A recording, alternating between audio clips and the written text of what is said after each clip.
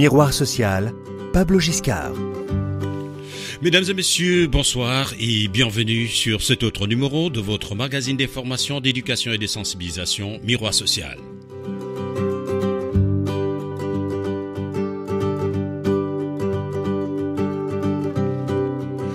Le fait migratoire occupe une place disproportionnée dans les débats politiques européens, notamment face à ce qu'il représente en termes de démographie. Ainsi, sur les 8,4 millions de migrants en Afrique de l'Ouest, moins de 10% d'entre eux se dirigent vers l'Europe. Quelques interrogations nous interpellent dans le cadre de ce numéro. Comment et pourquoi migre-t-on en Afrique d'hier à aujourd'hui? Quel autre obstacle les migrants doivent-ils affronter pour pouvoir s'intégrer dans la société française? Qu'apportent les migrations aux pays qui les accueillent? Vous l'avez certainement compris, mesdames et messieurs, ce soir, nous parlerons de migration, mais surtout d'intégration de la communauté africaine dans la Lorraine et particulièrement du rôle joué par les associations dans ce processus. Le thème de ce numéro de Miroir social est l'intégration africaine dans la Lorraine. Quel rôle jouent les associations?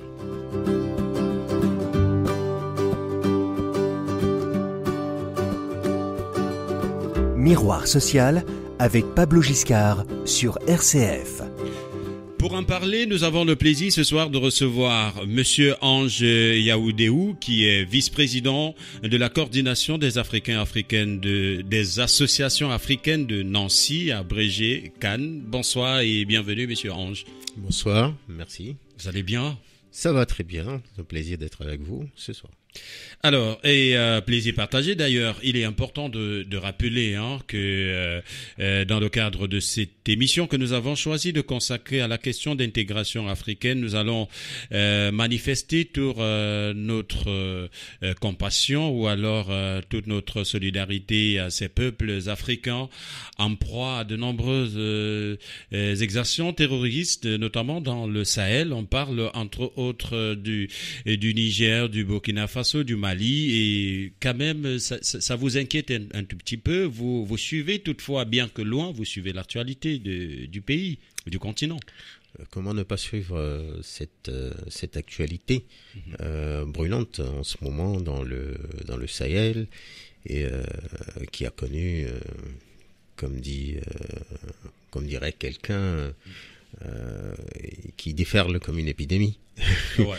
dans le Sahel. Pour paraphraser le président Macron. Le président Macron, comme une épidémie de coup d'État dans le Sahel. Mais je pense qu'il faut, à tête reposée, analyser concrètement quelles sont les vraies causes de ce tourment actuel, mélangé à du djihadisme, mélangé à des volontés ou des envies de prise de pouvoir, ou encore plus mélangé à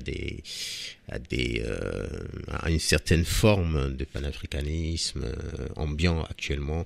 Je crois que c'est à tête reposée qu'il faut vraiment bien analyser la situation. Je suis entièrement d'accord avec vous, mais c'est vrai que c'est une question qui à la fois est beaucoup plus diplomatique et politique, mais avait un aspect social qui mérite d'être abordé, pourquoi pas, dans le cadre de cette émission. Et du coup, je voudrais vous demander, Monsieur Ange, est-ce que cette situation a de l'impact quand même sur le quotidien de la diaspora africaine, quand on sait quand même qu'il y a des autorités françaises ont pris une décision il n'y a pas très longtemps, interdisant notamment la délivrance des visas aux artistes originaires de certains pays, dont le Burkina Faso. Et quand on sait que ces artistes n'ont certainement pas grande-chose, si ce n'est rien du tout à voir avec les combats d'ordre politique. Est-ce que finalement, pour vous qui êtes de cette diaspora africaine, quel est l'impact de cette crise diplomatique sur votre quotidien d'intégration? La question est importante à mes yeux, d'autant plus que je suis artiste aussi. Ah ouais. Mais bon, moi je suis résident en France depuis 30 ans, donc je ne fais pas partie des personnes visées par ces mesures-là. Ouais. Je vais peut-être vous étonner, ça n'a pas, à mon sens, d'impact très visible sur la diaspora vivant en Europe de ces pays-là, à part que il y a des vols qui ne sont plus fréquents sur certains pays, mais bon, vous passez par le Bénin, par des pays détournés, vous y allez. Ouais. Ça n'a pas d'impact, en tout cas, sur leur vie ici. Quant à la décision prise par le gouvernement, là encore, je vais vous étonner, je trouve ça tout à fait normal. Tout à fait normal parce que il faut savoir que les artistes servent de vecteurs de communication. Et dans cette guerre-là, il y a la communication. Donc, même un artiste qui était programmé sur un festival, si vous le faites venir et que quelque part il se sert de cette tribune-là pour faire passer des messages, c'est pas forcément bien. Donc, si vous vous mettez à la place des autorités, c'est une mesure d'abord pour dire on ne prend plus n'importe qui, on regarde d'abord qui on prend. Et je parie que derrière, il y a des mesures exceptionnelles pour dire tout le monde ne vient plus parce qu'on ne sait pas vraiment qui demande quoi. On va pas non plus, alors que nous luttons contre, nous avons une certaine position contre les coups d'État. On va pas prendre un artiste qui va arriver et commencer à faire l'éloge d'un coup d'État. Donc donc du coup, les artistes deviennent les victimes collatéraux finalement des positions militaires dans ces pays, au détriment même quelquefois de la liberté universelle, des droits de l'homme et même de la démocratie finalement. Le pays des droits de l'homme est une position très difficile à tenir parce que vous avez des réalités sociopolitiques qui vous rattrapent, sur lesquelles vous êtes obligé de prendre des décisions et de jongler après pour rectifier des tirs s'il y a des tirs à rectifier. Quand vous prenez dans n'importe quel pays au monde, la réaction, je ne vous parle pas de la Russie, la réaction par rapport aux artistes, combien de sportifs on a refusé parce qu'il y a la guerre en Ukraine. C'est dommage pour le sport, mais c'est des réactions, en tout cas dans un premier, sauf si le sportif, très expressément, se prononce contre ce qui se passe là-bas, et là on lui tend la main. Ouais. Voilà. Merci à vous, monsieur Ange Yahweh Déou, voilà, et d'avoir accepté notre invitation, mais surtout de partager votre regard sur cette actualité avec nous. Et nous sommes de tout cœur avec ces populations africaines qui sont quelquefois victimes des décisions politiques qu'elles n'ont pas demandé à être prises finalement. Voilà. Et nous ne ferons pas l'apologie de coup d'État dans cette émission de Miroir Social, mais nous allons toutefois inviter les différentes parties à plus de conciliation pour que le peuple déjà assez opprimé par la pauvreté et certaines injustices ne continue pas à subir les affres d'une diplomatie pas toujours très favorable à la... Qui maîtrise pas. Voilà. Merci. Alors, nous allons très vite rentrer dans les vifs de notre sujet. On va parler un tout petit peu de votre association, la CAN, la coordination des associations africaines de Nancy.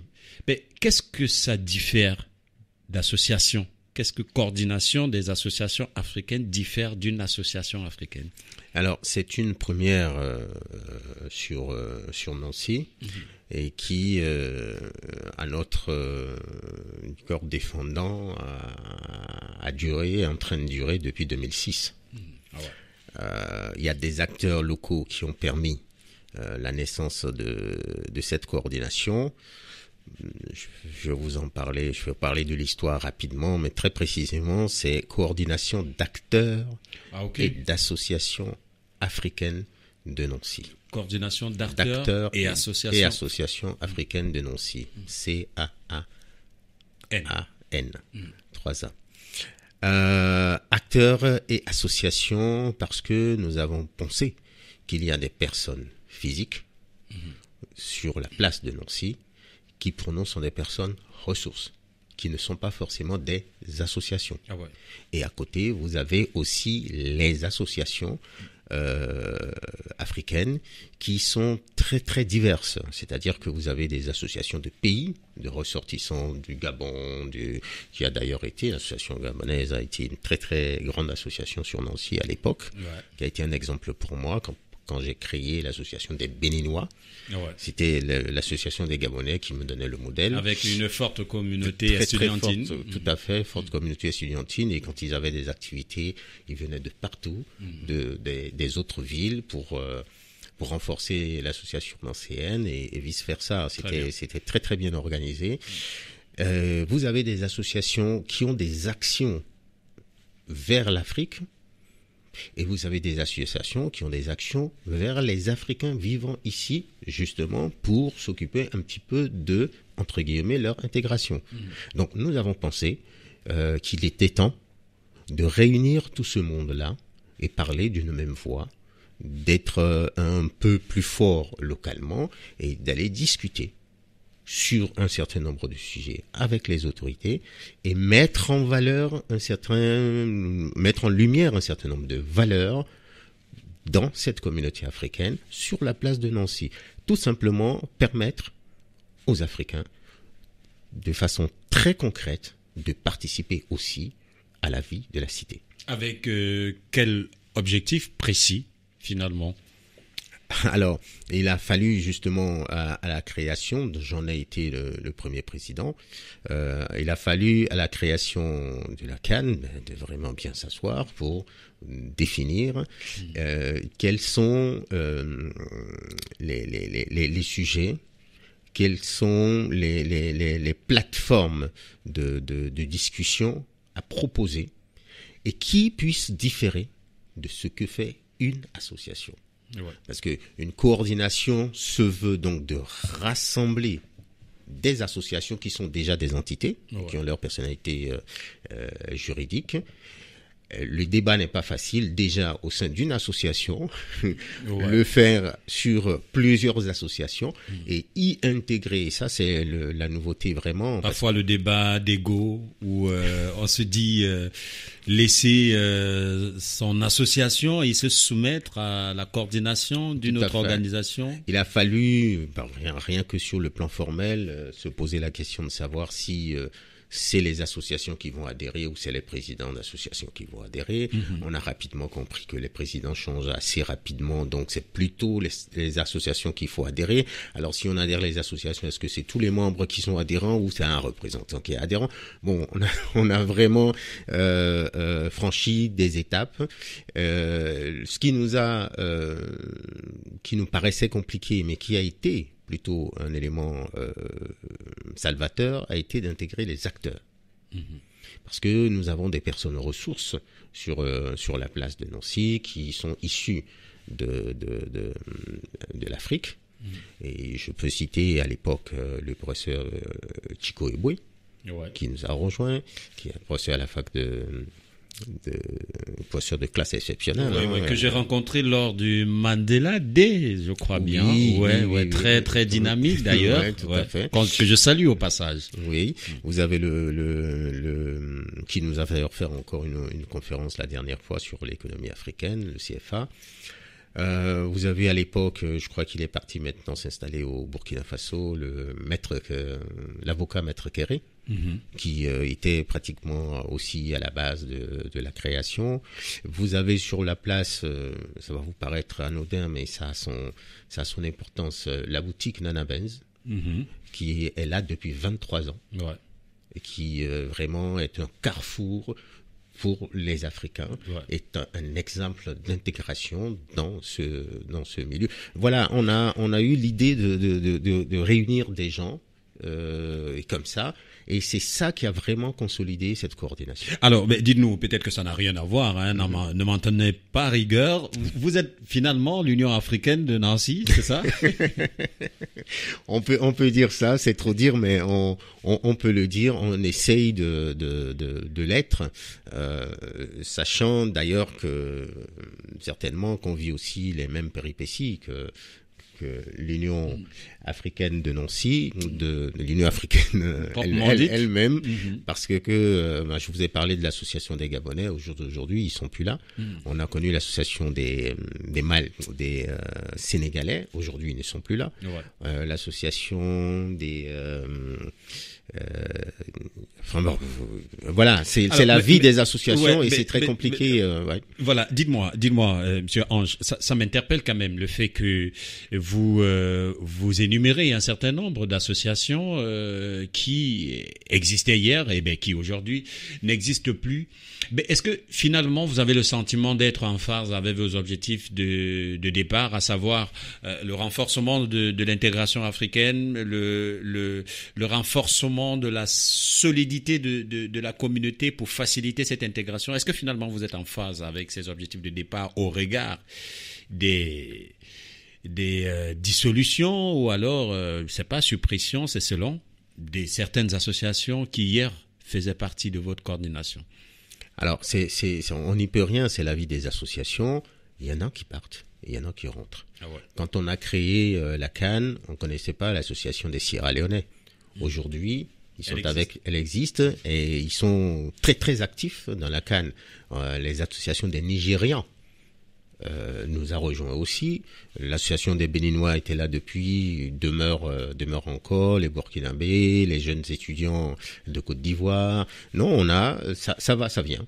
Et puis vous avez justement des acteurs qui sont là, sur place. Puis vous avez aussi des associations de solidarité internationale vers l'Afrique, comme l'association Appel, qui est là depuis le début, qui est composée pour la plupart d'Européens, et que nous avons intégré parce qu'ils ont des écoles, ils font des maisons pour les femmes au Burkina Faso, et ils sont toujours là avec nous. Donc c'est des socles qui nous permettent de continuer nos actions sur le terrain jusqu'à maintenant. Alors, action sur le terrain, parlons-en de façon plus pratique et pragmatique. Comment ça se passe, la CAN sur le terrain de Nancy? Alors, la CAN a eu une chance exceptionnelle de rencontrer un monsieur qui s'appelle André Rossino, qui était l'ancien maire de la ville de Nancy, ancien président du Grand Nancy, qu'on disait à l'époque, et qui nous a fait la métropole. Ouais. Et ce monsieur, on a été le voir sans existence légale. On lui a dit, écoutez, nous, on a envie que la communauté africaine présente aussi ses vœux aux autorités, au corps constitué. Il nous regarde, il nous dit, mais vous avez du culot. On lui a dit oui, on a du culot. Bon, chiche, on se tape dans les mains, vous faites ça quand, vous organisez et je viens. Ouais. Et il s'est déplacé sans qu'on ne soit association.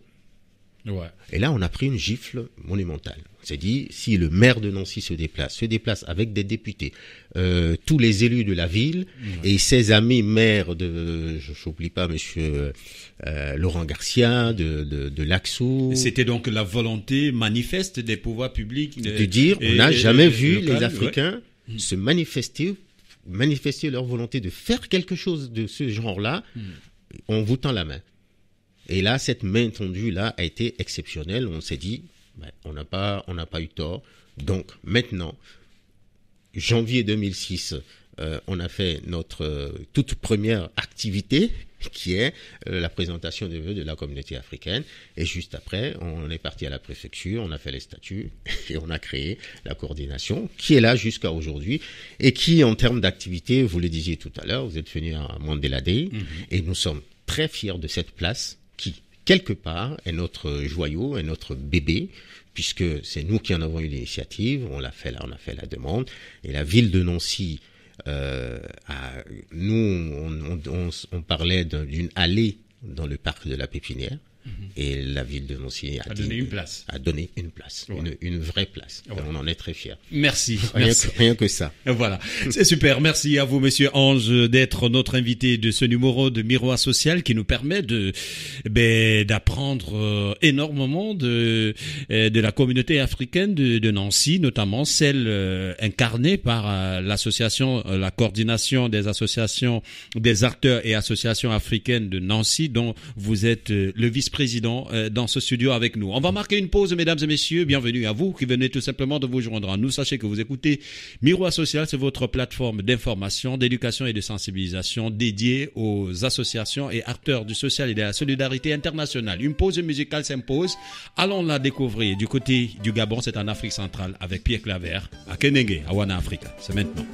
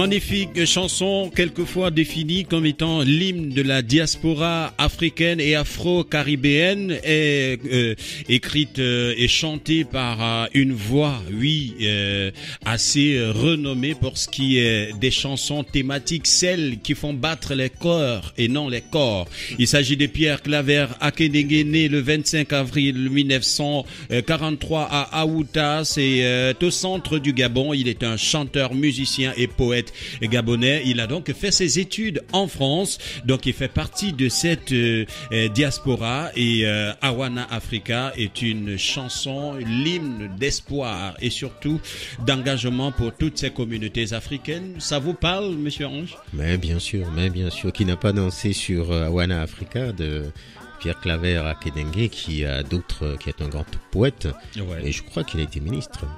Oui, mais très engagé quand même politiquement dans son pays, le Gabon. Ouais. Bah écoutez, c'est un plaisir de réentendre cette très très belle chanson. Merci, le plaisir, et pour nos auditeurs également, rappeler que Pierre Claver Akénégué fait partie aujourd'hui des artistes inscrits au patrimoine culturel de l'UNESCO, de l'humanité tout entière, voilà. Et ça, ça a toute sa place dans Miroir Social. Merci à notre très cher Antoine Honora qui nous a permis d'écouter cette belle chanson. À présent, tout de suite, nous allons entrer dans la deuxième partie de notre émission. Deuxième partie qui sera donc consacrée au thème retenu pour ce numéro, l'intégration africaine dans la Lorraine. Quel rôle jouent les associations? Nous restons toujours en votre compagnie, monsieur Ange Yawendeou, et qui est vice-président de la coordination des Africaines, des acteurs et associations africaines de la Moselle. De Nancy. Voilà. Alors, je voudrais vous demander d'entrée de jeu, pourquoi les Africains viennent-ils en France? Alors, la question, elle est vaste. Ouais, elle peut étonner, mais je pense qu'elle a sa place. Oui. Non, quelle est sa place? Tout à fait. Pourquoi les Africains en majorité ne vont pas aux États-Unis, ne vont-ils pas au Canada, par exemple, ne vont-ils pas en Russie? Oui, et c'est en France qu'ils viennent, simplement parce qu'il y a un lien historique entre l'Afrique et la France. Un grand nombre de pays africains ont été colonisés par la France, parlent la langue la langue française, la langue de Molière.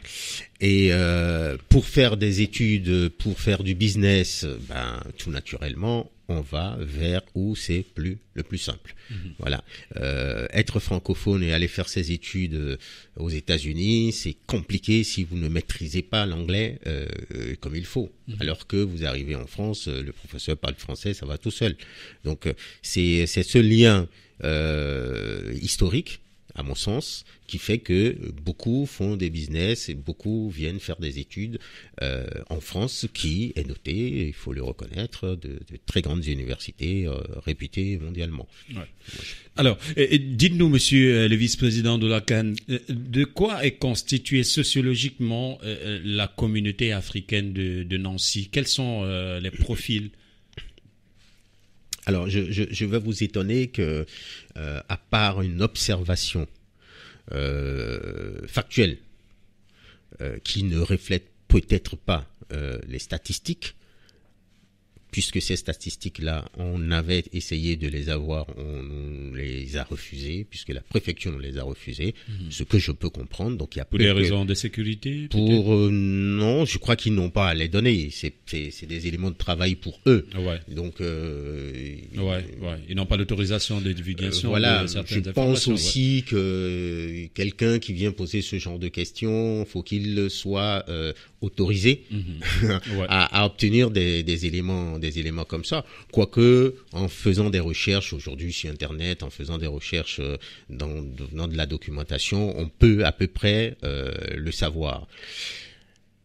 Mais peut-être avant de poursuivre, vous convenez avec moi quand même que le profil de la diaspora africaine de Paris, par exemple, est différent, peut-être largement ou à une minorité près, du profil de la diaspora africaine de Nancy. Pas vraiment. Ok, allez-y. Pas vraiment, parce que, comme j'ai dit, vous allez trouver en France, en majorité, des francophones. Et parmi les francophones, vous allez trouver en majorité des Sénégalais, des Ivoiriens, des Congolais. Les Béninois font partie des moins nombreux, des minorités, par ouais. exemple. Et après, vous allez commencer à voir des anglophones, les Sierra Léonais, par exemple, qui commencent à arriver.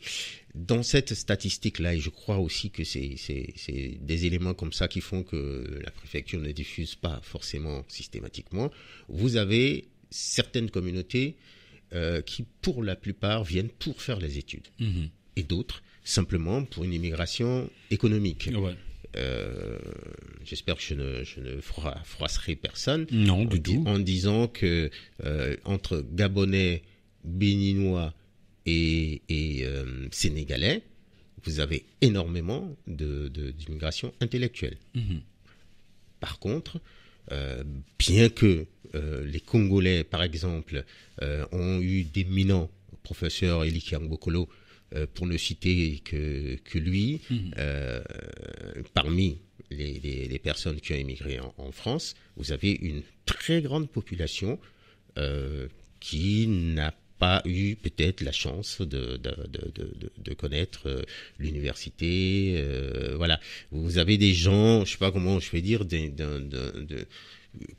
plus socialement d'une classe moyenne, alors que d'autres, vous les retrouvez, les Burkinabés par exemple, ils sont pas très nombreux, mais beaucoup sont, comme Maître Kéré, beaucoup sont, intellectuellement occupent un certain nombre les Camerounais aussi, beaucoup occupent un certain nombre de places suivant universitaires. Voilà.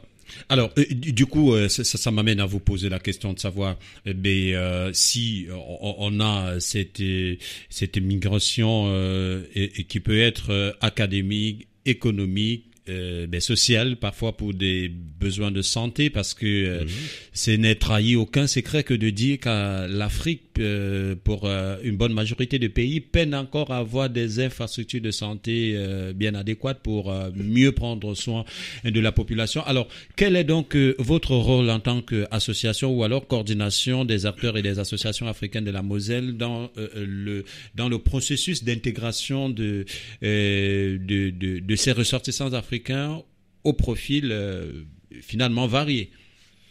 Alors, l'objectif numéro 1 était de mettre en lumière un certain nombre de valeurs que la communauté regorge. Il n'y a pas de canaux pour ça. Il n'y a pas de canaux pour leur permettre si vous avez plein d'écrivains qu'on ne connaît pas, qui ont écrit, monsieur, je ne sais plus comment il s'appelle, qui vient d'écrire un livre sur j'ai oublié le titre du livre, un pavé, sur Kinta Vista, c'est un Nigérian, un Congolais qui vient d'écrire un livre. Il a d'ailleurs fait le livre sur la place avec son ouvrage. Donc c'est des valeurs comme ça que nous avons dans la communauté.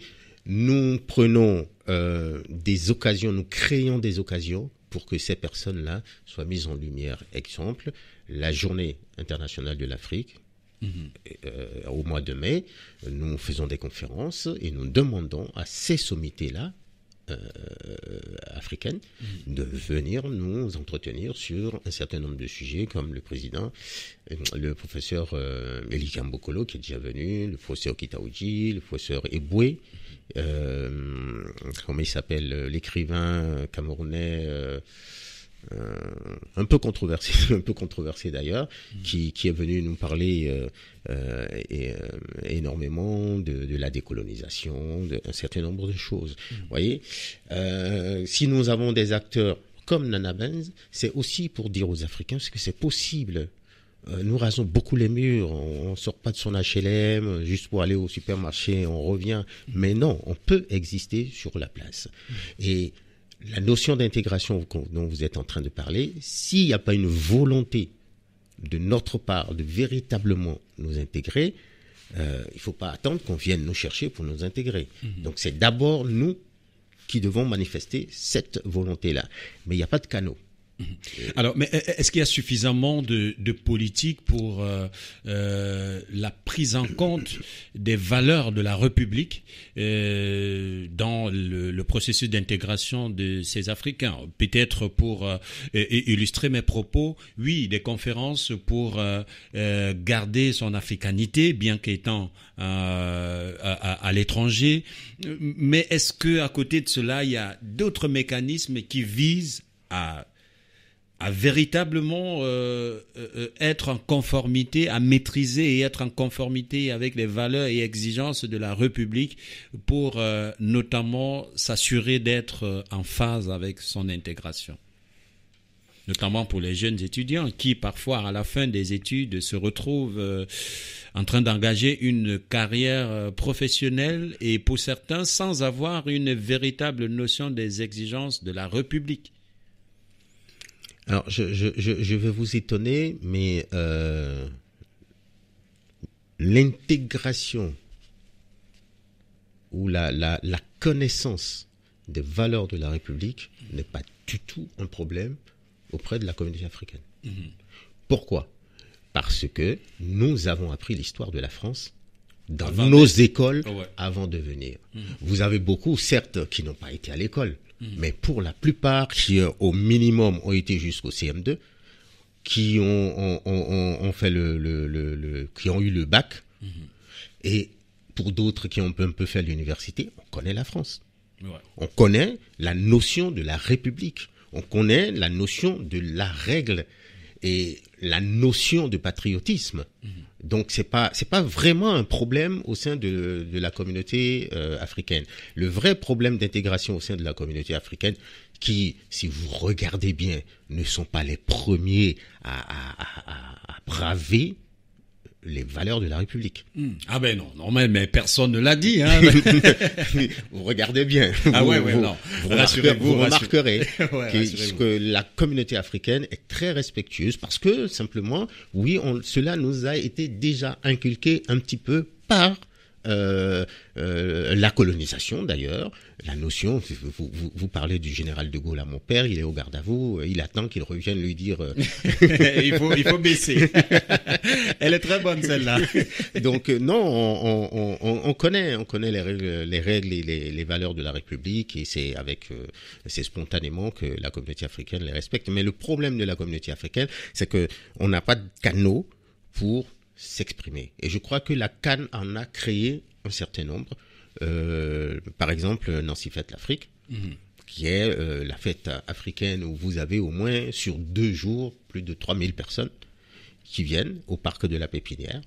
Et vraiment en collaboration, et là-dessus d'ailleurs, et je remercie très sincèrement la ville de Nancy pour ça, qui nous a fait confiance, avec qui la CAN vient de signer une convention sur l'ensemble des activités de la CAN qui commencent vraiment à être reconnues comme des actions salvatrices pour l'ensemble de la vie de la cité. Merci infiniment à vous, Monsieur Ange, vice-président de la coordination des acteurs et associations africaines de la Moselle et de Nancy. Voilà. Mais je sais pas pourquoi, mais alors, vous nous avez permis de mieux comprendre vos actions et je peux d'ailleurs vous rassurer que c'est à cause de ce respect des valeurs de la République incarnées par la communauté africaine que vous êtes dans ce studio avec nous. C'est parce que vous êtes une association, une communauté respectueuse des valeurs de la République que nous prenons du plaisir à partager quelques moments d'antenne avec vous. Alors, nous allons donc prendre la dernière articulation de cette aventure. Ça sera donc dans le miroir. Nous allons vous inviter à regarder dans votre miroir juste après cette petite pause. Miroir social avec Pablo Giscard sur RCF. Alors, Monsieur Ange, en regardant dans votre miroir, ça sera votre mot de fin. Que voyez-vous? Vos peurs, vos craintes et vos rêves? Je me permettrai, et mon président m'en excusera, je me permettrai dans cette partie miroir de ne pas parler de la CAN. On est sur le terrain, on fait ce qu'on peut pour l'intégration et la mise en valeur des Africains sur Nancy. Mais ces dernières années, en regardant du côté de la Méditerranée, en voyant ce qui se passe, en voyant le nombre de vies qui se meurent, qui disparaissent, en voyant avec quel acharnement beaucoup d'Africains sont en train de partir, vaille que vaille, braver les mers pour venir en Europe, je me pose quelques questions quand même sur l'avenir. J'ai eu le privilège d'en discuter au cours de nos manifestations avec le sous-préfet qui nous a promis de mettre en relation la CAN avec quelques députés pour éventuellement voir si, à partir de Nancy, certaines choses ne peuvent pas être changées. J'ai l'impression que l'Europe se perd un peu dans cette histoire. Au lieu de financer des pays comme la Turquie à empêcher les passeurs, je crois que le problème est plus endogène. Les solutions sont plutôt dans les pays. Le peu d'argent, même la moitié de ce qu'on donne pour lutter contre les passeurs, je crois que ça sert plutôt aux passeurs de les envoyer. Parce que eux ne veulent plus non plus de ces migrants sur leur territoire. Vous leur donnez de l'argent pour leur dire empêchez-les. Vous voulez qu'ils les gardent sur leur territoire? Comment vont-ils les empêcher? Pour les empêcher de partir, il faut les empêcher à la source. Ouais. Donc je crois que c'est là-bas que la lutte doit se faire. Forcément, on va se retrouver face aux dictateurs, face aux politiques locales, mais c'est là-bas qu'il faut faire des efforts. Donc je me pose quelques questions. J'espère que ce fléau va trouver parce que on parle d'intégration, mais il faut d'abord que les gens soient sains et saufs, qui arrivent ou n'arrivent pas, qu'on puisse les aider là-bas à se retrouver, que de vouloir s'occuper de leur intégration ici. Merci infiniment à vous, Monsieur Ange. Une belle conclusion qui est un coup de gueule, un appel à une prise de conscience collective, à une responsabilité à la fois politique et diplomatique sur la réorientation de la lutte contre l'immigration clandestine. Merci infiniment d'avoir accepté notre invitation. C'est moi qui vous remercie, c'était un plaisir. Point final pour ce numéro de Miroir Social. Mesdames et messieurs, merci infiniment de nous avoir prêté votre attention au cours de ces 40 minutes qui nous ont permis de tout comprendre et tout savoir sur les actions menées par la coordination des acteurs et associations africaines de la Moselle sur la thématique l'intégration. Oh là là, je pense que je dois corriger ça. Je connais une association qui s'appelle la plateforme des associations africaines de la Moselle et du coup qui devait être un co-invité de cette émission et je suis un peu perdu. Merci de m'accorder votre tolérance. Alors, prenons donc un rendez-vous dans 15 jours pour un autre numéro. D'ici là, portez-vous bien. Merci infiniment à notre très cher Antoine Honora qui a assuré la réalisation et la mise en onde de ce numéro. Le plaisir était le mien, Pablo Giscard. Retrouvons-nous dans 15 jours, mais ne l'oubliez jamais, nul n'a le droit d'être heureux tout seul. Soyez heureux et rendez votre bonheur contagieux. Au revoir.